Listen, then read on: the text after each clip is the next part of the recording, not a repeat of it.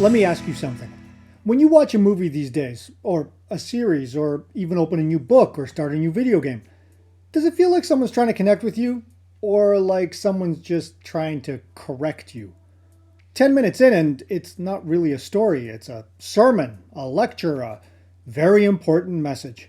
And you find yourself thinking, when did entertainment stop being fun?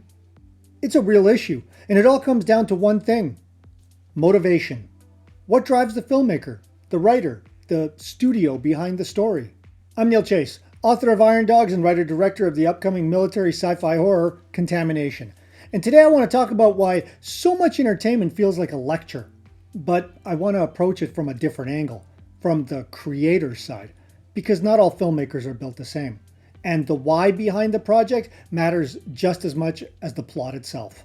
See, there are two schools of thought in entertainment today. One is filmmakers giving the audience what they think it wants, and the other is giving the audience what they think it needs. The thing is, each one of these has a, let's say, good version and a not so good version. And by the end of this video, I'd love to hear which side you think is currently winning. So grab your popcorn, let's get started. The first group are the filmmakers who create for the audience. See, these are filmmakers who want to make movies people actually want to see. They focus on entertainment first. Genre, thrills, emotion, connection. But even in this camp, there's a split. First, we have what I call the fan filmmaker. These are the people who love movies so much they just had to make one. They grew up on Spielberg or Carpenter or anime or slashers or even classic noir, and they want to give the audience that same feeling of joy, terror, awe, or heartbreak that they felt. They're in it for the love of the craft, as much fans as they are filmmakers, and that comes through in the story. A great example of this is Top Gun Maverick. I mean, that movie was made with deep respect for the original, and it delivered everything fans could want. Big action, real emotion, and characters with arcs. It didn't try to fix the franchise or subvert expectations through checkboxes. It just gave audiences what they came for: a fun and exciting ride built around themes of aging and family.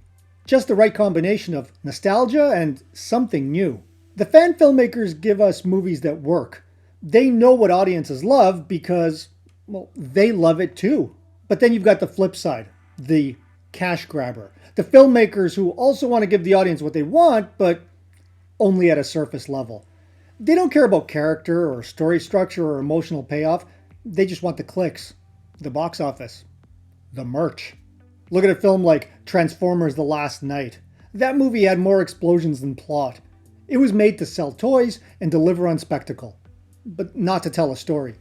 It made a ton of money, yes, because it was built on the good faith of fans who loved the previous films and the cartoons those films were based on. But when it ended up being nothing more than a cash grab, well, it pretty much killed the franchise.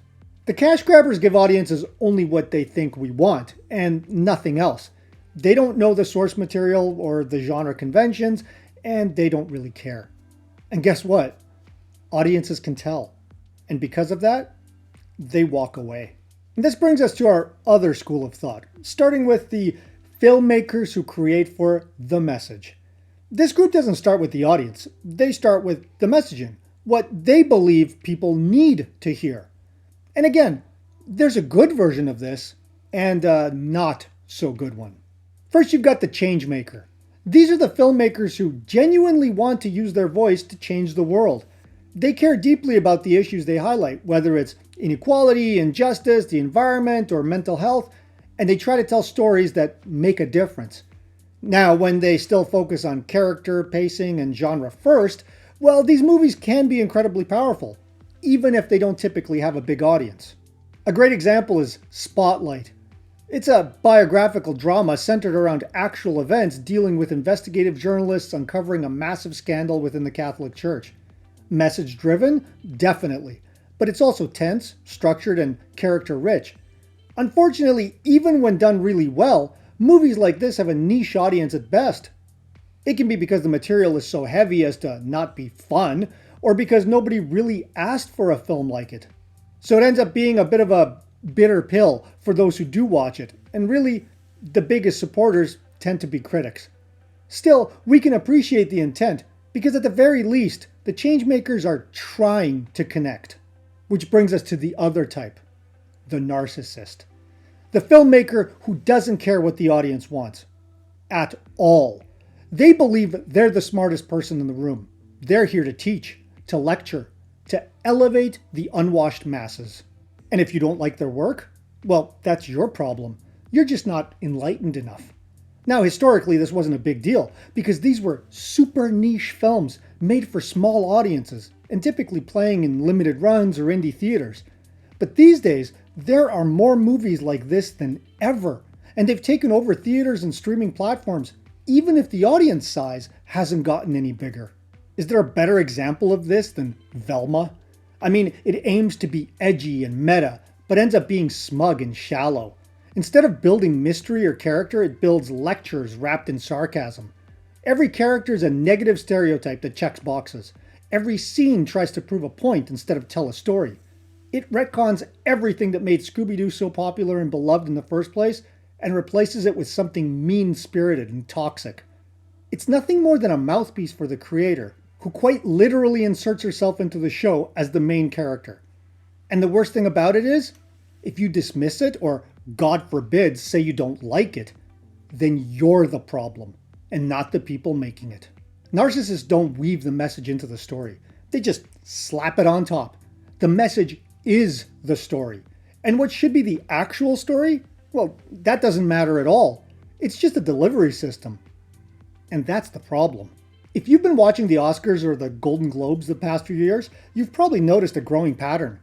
The films that critics and insiders love, the ones sweeping the awards, are often the same ones regular audiences barely show up for, or flat out don't connect with at all. And it's not just a matter of taste, it's about intention. A lot of award season films these days are built around messaging, heavy themes, cultural commentary, social awareness, and sure, those things can be powerful when used well, but too often they're delivered at the expense of entertainment. On the one side, you've got the audience-first storytellers who ask questions like, what do people love? What kind of characters pull them in? What gets their hearts racing or their eyes tearing up? Then they build from there. This is storytelling as connection, entertaining first and maybe meaningful too. With the message-first crowd, they start by asking, what lesson should the audience walk away with? What issues should we highlight? What values should we push? What boxes should we check? To them, the story is just a pill to swallow. And if the pill tastes bad, well, that's your fault for not being evolved enough to enjoy it. That's the problem with this kind of storytelling. It's often so obsessed with being morally or politically correct that it forgets to be dramatically effective. It's not that the message is wrong. It's just that it's often more important to the creators than plot, pacing, dialogue, or heck, even characters that feel real. And here's the irony. The more you try to force a message down the audience's throat, the more likely they are to reject it entirely. More and more, the films that win awards are not the films that win over audiences. And if you're a writer, filmmaker, or storyteller, well, that's worth paying attention to. Because who are you making your story for? Critics, industry insiders, fellow filmmakers? Or regular people? You know, the ones who actually pay to watch your movies? Because here's the truth. Audiences aren't stupid. They can tell when a story is designed to manipulate them. They can tell when characters are mouthpieces instead of actual people. And when that happens, no matter how noble the message is, they tune out. You'll see this play out everywhere, from bloated TV shows that prioritize ideology over engagement, to movies that spend more time explaining their worldview than building a compelling world, to video games and comic books that sideline storytelling in favor of trying to correct the audience, or worse, replace their existing audience with a better one. And the result? Well, the audience stops showing up. They don't want to be fixed. They want to be entertained. And when you focus on entertainment first, when you put your audience before your agenda, you earn their trust. And once you've got that, then you can hit them with something deeper. Movies cost money to make. A lot of money in some cases. And the one thing the investors want to see is a return on their investment. That can only happen when audiences pay their hard-earned money to see those movies. And maybe that's one of the lessons here. Make expensive movies with big audiences in mind. Make smaller movies with smaller audiences in mind. But don't greenlight a $200 million feature without even asking, hey, does anyone actually want to see this? You can always get lucky with a smaller film that finds a large audience, like, say, John Wick or Crazy Rich Asians. But it doesn't work the other way. The truth is, the best movies don't choose between story and message. They start with story and let the message emerge naturally through plot, character, theme, and payoff. When story comes first, when the dialogue's sharp, the characters are active, the world is alive, you can say something meaningful. You can have impact. But it'll come through immersion, not interruption. So what's the takeaway here? If you're a filmmaker or a screenwriter or a storyteller of any kind, ask yourself why you're writing or making movies. Are you doing it to connect with your audience because you love this kind of story and you want to share that love? Are you trying to say something that matters, but through characters we'll actually care about? Or are you doing it for the applause, for the paycheck, or just to show people how clever you are? Every great story has something to say, but the message should support the story, not replace it. Think about it. Great stories don't have to teach a lesson, but the best ones teach it without you realizing you're being taught.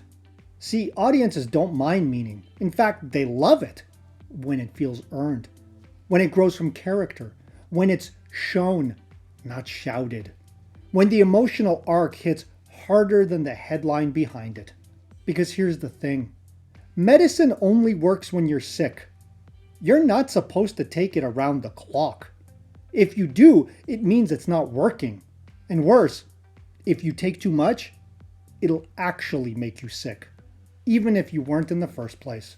And isn't that where we are? Sick of the constant messaging and preaching in favor of actual good storytelling. The audience never asked for this, but they're forced to swallow bitter pills each time they go to the theater, or turn on their TVs, or open a new novel. And many are saying, no thanks. I'm not sick. I don't want your medicine anymore.